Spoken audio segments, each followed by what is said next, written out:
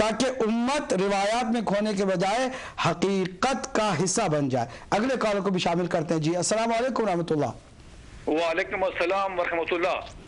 فرمائیے میرے بھائی، کون ہے، کہاں سے ہیں؟ عاشق حسین حضور عرض کر رہا ہوں، رادرم سے، اہل سنت کی طرف سے ایک چھوٹا سا اسٹوڈنٹ ہوں۔ پہلے مجھے یہ اگر آپ واضح فرما دیں گے، جو صاحب ابھی فون پہ موجود تھے، یہ سنی ہیں یا اہل تشیع ہیں؟ یہ اہل تسنن سے ہیں، خود انہوں نے فرما دیا کہ میں قادری ہوں، چشتی ہوں اور اہل سنت سے ہوں۔ یہ میرے خیال میں ایسے ہی اہل سنت ہیں، جس طرح امام حسین کو کوفے میں بلا کے شہید کروانے کے بعد پھر انہی کے نام پہ ہونے لگے۔ آپ اپنی بات کریں گے، کوئی سوال کریں گے؟ جی میرا سوال صرف یہ ہے کہ جب اہل بیت ہی کے نام پہ اور حضرت علی ہی کے نام پہ ان کی توہین کی جائے، اہل بیت ہی کے نام پہ، علی ہی کے نام پہ رب العزت اور پیغمبر کی توہین کی جائے، جب کہا جائے کہ کعبے کی کوئی حیثیت نہیں ہے، علی پیدا ہوئے تو وہ کعبہ بنا، ورنہ تو وہ اس قابل ہی نہیں تھا، جب بعض اشخاص کو اس قسم کا لازم ملزوم کہہ دیا جائے کہ ان کی شخصیت کے بغیر رب کی ربوبیت کا بھی کوئی مقام نہیں تھا، تو پھر کبھی کبھی ہم پریشان ہو کے یہ پوچھنا چاہتے ہیں کہ یہ جو آپ نے ابھی حوالے دیے اور جو میرے یہ دوست بھی حوالے دے رہے تھے، مجھے تو کبھی ایسا نہیں محسوس ہوا کہ یہ اہل سنت سے ہیں، لیکن تمام ہمارے جو سنت کے اہل علم ہیں، عالم ہیں، انہوں نے اہل بیت کی ہمیشہ قدر ہی کی ہے۔ یہ جو انہوں نے تحریریں پڑھی ہیں، یہ ہماری تحریریں ہیں، ہم یہ کہتے ہیں ہماری تحریریں ہم سے چھین کے کیوں آپ لے جا رہے ہیں؟ ہمیں تو فخر ہے کہ ہم اہل بیت کے گیت گا رہے ہیں، لیکن ہم اہل بیت کے نام پہ لوگوں کو گالیاں نہیں دیتے، ہم ان کے نام پہ جنہوں نے امت کو ایک کیا، امت کو تقسیم نہیں کرتے، امت کو توڑتے نہیں ہیں۔ یہ کیسا نعرہ ہے اہل بیت کے نام پہ کہ جو لوگوں کو توڑ رہا ہے، تقسیم لوگوں کے اندر کر رہا ہے؟ وہ لوگ جو اس وقت نبی کے ساتھ سو رہے ہیں، وہ لوگ جو جنت کے اندر سو رہے ہیں، نبی کا گھر جنت ہے، ان پہ جب صبح شام گالیاں ان کو نکالی جائیں، وہ یہ کیسے اہل بیت کی محبت ہے؟ میں تو یہ سمجھ نہیں رہا۔ اگر مجھے یہ واضح بہت شکریہ، بہت شکریہ، آپ کی زبردست تقریر ہے، اللہ آپ کو جزائے خیر دے۔ اگر اس میں آپ نے اچھی نیت سے کال کی ہے تو آپ کو اللہ اس کا اجر بھی دے گا، لیکن میں آپ کی خدمت میں یہ عرض کروں، نام بہت خوبصورت ہے، عاشق حسین، اور آپ نے ان باتوں کو جو عشق سے بھری ہوئی باتیں تھیں اس کو سننے کے بعد ہی کہہ دیا کہ یہ لگتا نہیں ہے کہ اہل سنت سے ہے، حالانکہ آپ یہ بھی فرما رہے ہیں کہ وہ ساری باتیں ہماری کتابوں سے ہیں۔ تو جب آپ ہی کی کتابوں سے آپ کا کوئی اہل سنت کا عالم دین حق کو ظاہر کر دیتا ہے تو وہ کیا شیعہ ہو جاتا ہے اور آپ کو اس کے بارے میں شک ہو جاتا ہے؟ ذرا ہم اپنے بارے میں بھی جائزہ لیں، جو جہاں سویا ہے، ہم کسی کے بارے میں کچھ نہیں کہنا چاہتے، لیکن کوئی مولوی جا کر دیکھ کر نہیں آیا ہے کہ کیا ہو رہا ہے قبروں کے اندر، کسی نے کچھ بھی نہیں دیکھا ہے۔ یہ ہمارا خیال اور ہماری باتیں اور ہمارے جتنے بھی عقیدت کے جو سلسلے ہیں وہ چل رہے ہیں۔ عاشق حسین صاحب کی خدمت میں صرف اتنا عرض کروں کہ ہم حق کو اور حقیقت کو عقل، قرآن اور سنت کی روشنی میں سمجھنا چاہتے ہیں، اور ایک بار سمجھ میں آ جائے تو اس کے ساتھ دل و دماغ کے ساتھ وابستہ ہو جاتے ہیں۔ اب اس کے بعد ہم روایات اور لوگوں کی باتیں اور پروپیگنڈے اور مختلف جو پبلسٹی اور مختلف باتوں کے چکر میں پڑتے ہیں، ہم اس طرح نہیں پڑتے۔ ہدایت ٹی وی کو یہ امتیاز حاصل ہے کہ آج تک کوئی بھی اہل سنت کا ایک فرد ایک پروگرام میں بھی گالی کسی کے اوپر نہ سن سکا ہے، نہ انشاءاللہ جب تک امام کا ظہور ہوگا اور ہدایت ٹی وی چلتا رہے گا اس وقت تک کوئی کسی بھی ایک صحابی اور کسی بھی ایک معزز شخصیت یا محترم کسی قوم میں شخصیت ہو اس کے بارے میں برا بھلا سنے گا، کوئی بھی نہیں سن سکے گا۔ یہ ہمارا وعدہ ہے اور اس وعدے کو تقریباً دوسرا سال ہمارا چل رہا ہے۔ ایک کوئی مثال دے کہ ہم کسی ایک اس زمانے کے صحابہ کرام میں سے کوئی بھی ہے تو اس کو ہم نے غلط نام سے یا گالی گلوچ سے ہم نے یاد کیا ہو، ہرگز نہیں۔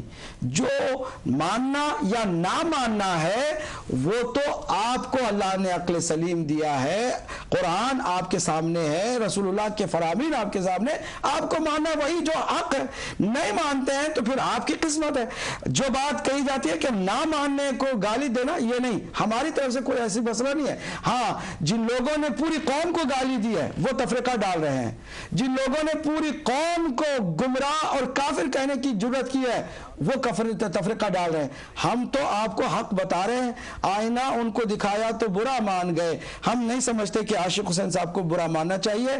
ہم بات کو اخلاق کے دائرے میں رہ کر پیار سے دلیلوں کے ساتھ پیش کر رہے ہیں. امید ہے انشاءاللہ اگلے پروگراموں میں بھی وہ اسی طرح دیکھتے رہیں گے جس طرح سے وہ اس پروگرام کو بھی یقیناً انہوں نے پوری توجہ سے دیکھا ہوگا. اگلے کالر کو بھی شامل کرتے ہیں. صاحب السلام علیکم ورحمۃ اللہ. جی السلام علیکم ورحمۃ اللہ. جی وعلیکم السلام ورحمۃ اللہ. سیاح علی مدد. مولا علی مدد میرے بھائی. کون ہے سر؟ میں کاظم رضا اٹلی مروتا سے بول رہا ہوں. جی فرمائیں. اور ابھی ایک بھائی عاشق حسین نے فون کیا ہے, انہیں شیعت کا پتہ ہی نہیں ہے. انشاءاللہ پتہ چلا. آپ نے جو یہ اظہار حقیقت جو بیان کر رہے ہیں, جی ماشاءاللہ 4 پروگرام آپ کے آئے ہیں زبردست. ایسے پتہ لگتا ہے جیسے امام زمانہ حجت دورہ آپ لوگوں کے ساتھ ہے. یقیناً. اور میں ایک ہی شعر پڑھتا ہوں, جی فرمائیے. اس بھائی کو جواب دیتا ہوں کہ ہماری فقہ کا مقدس نظام صادق ہے. سبحان اللہ. ہماری فقہ کا مقدس نظام صادق ہے. ہمارا قول ہمارا پیام صادق ہے. یہ خوش نصیبی ہے شوکت علی کے شیعوں کی, ہم ہی وہ لوگ ہیں جن کا امام صادق ہے. سبحان اللہ سبحان اللہ. بہت عمدہ کاظم رضا صاحب اٹلی سے, اللہ آپ کو جزائے خیر دے. اگلے کالر کو بھی لے لیتے ہیں اور یہ آخری کال ہوگی کیونکہ ہمارا ٹائم بھی تقریباً تمام ہوا چاہتا ہے. جی السلام علیکم ورحمۃ اللہ. وعلیکم السلام حضرت. میں لندن سے, میرا پورا نام ہے سید آصف محمود جعفری. آصف؟ جی آصف محمود جعفری. جی فرمائیے. لندن سے بول رہا ہوں.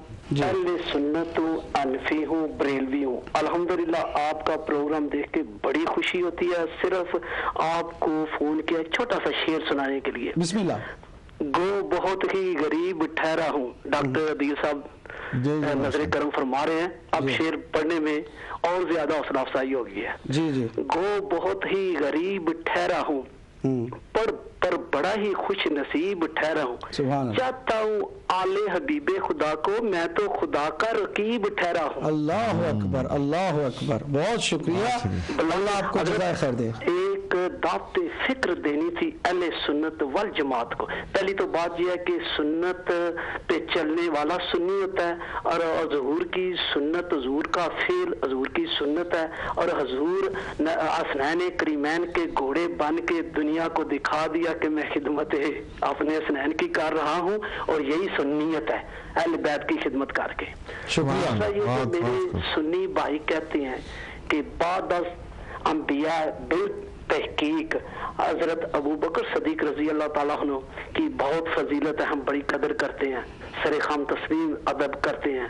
لیکن حضرت فضیلت بنتی ہے انسان کو انسان پہ 3-4 چیزوں کی وجہ سے. علم کی وجہ سے, شجاعت کی وجہ سے, سخاوت کی وجہ سے, نسب کی وجہ سے. حضرت مجھے یہ 4 چیزیں کائنات میں مولا علی کے سوا کسی اور میں نظر نہیں آتی. یا تو میں اندھا ہوں, یہاں مجھے سمجھ نہیں آتی یہ کس بنیاد پہ فضیلت دیتے ہیں دوسروں کے مولا پہ. شکریہ, شکریہ. بہت خوبصورت گفتگو کی, اللہ آپ کو جزائے خیر دے. ہم ناظرین سب کے حق میں دعا کرتے ہیں, آپ بھی کچھ دعائیہ کلمات کہیں تاکہ وقت ایک چیز کلیریفیکیشن چاہیے ہمارے عاشق حسین بھائی کو, کہ جو کہتے ہیں کہ ہم نے بارہا یہاں پہ روایات خود ہدایت ٹی وی پہ, بلکہ میں نے خود کی روایات امام جعفر صادق علیہ السلام کی سنائی ہیں. ہم یہ جو کہتے ہیں نا کہ کعبہ نہیں تھا اور یہ نہیں تھا, یہ سب ان پروپیگنڈوں میں سے ہے کہ جو مکتب تشیع, چونکہ 2 چیزیں ہیں جو پروپیگنڈوں کا حصہ بنی. ایک یہ ہے کہ انہوں نے مکتب تشیع کو اصلا پڑھا ہی نہیں ہے کہ وہ کیا ہے, نہ ان کی کتابیں جانتے ہیں نہ وہ پڑھی ہیں. اس وجہ سے جو ہے وہ یہ سلسلہ شروع ہے. امام جعفر صادق علیہ السلام کی وہ روایت کے سے پہلے بھی میں کئی دفعہ کوٹ کر چکا ہوں کہ زرارہ نے 40 سال تک وہ حج کے مسائل پڑھاتے رہے. کتنے 40 سال تک حج کے مسائل پڑھاتے رہے.